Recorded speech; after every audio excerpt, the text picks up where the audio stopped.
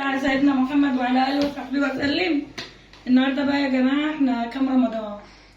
7 رمضان. طبعا بقى دخلت على جو الفسيخ. انا هعمل لكم فسيخ برضو النهارده لان خلاص كل سنه وانتم طيبين. عدى اسبوع هنبدا بقى في شغل الفسيخ، شغل الحاجات الحلوه اللي بنعملها لكم. طبعا قلت بقى ما اصور لكم كده انا طبعا يا جماعه يعني انا بطبخ نغير الفسيخ. اولا انا ما بيعجبنيش طبخ حد، يعني انا معايا نسوانين. ميرسي يا ماما. 2 يعني 2 نسوان ولاد.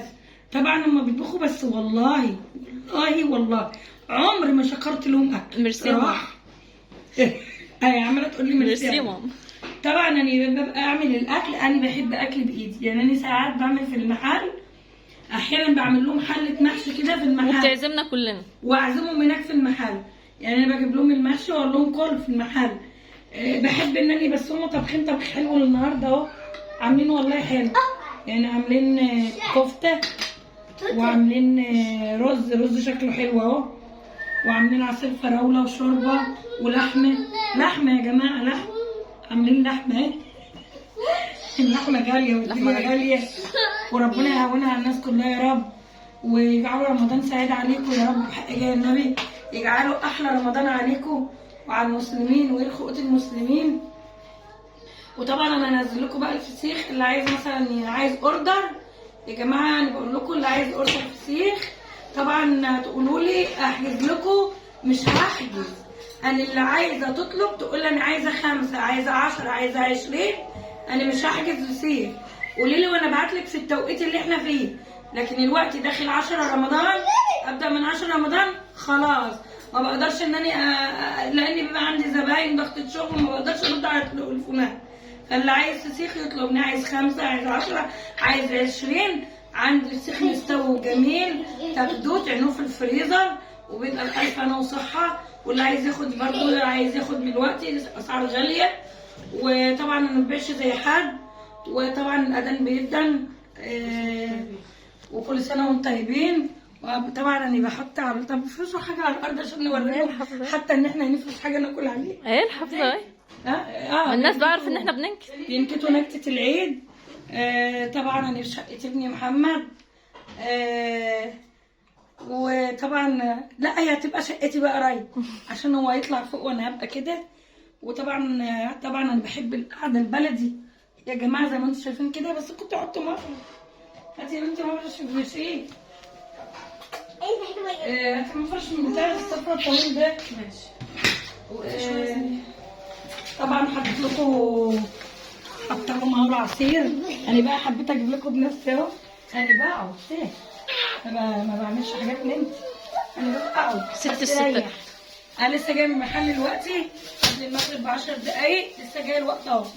يعني بس قلت بقى اعمل لكم حاجه كده يعني تفتكروني بقى برضه، تفتكروا الكفته، تفتكروا هاتي يا بنتي كده، تفتكروا الكفته، تفتكروا رز. والله رز جميل اهو وطبيخ جميل. حاجه حلوه هي نعمه من عند ربنا. بس انا بصراحه برضه بحب اعمل بايدي يا جماعه. بس كل سنه وانتم طيبين. ناكل فول طعميه. زي فول طعميه. وبعمل لكم اهو انا نعمل كفته ورز ولحمه وشوربه وحاجات حلوه. روحي حاجات بلدي كده.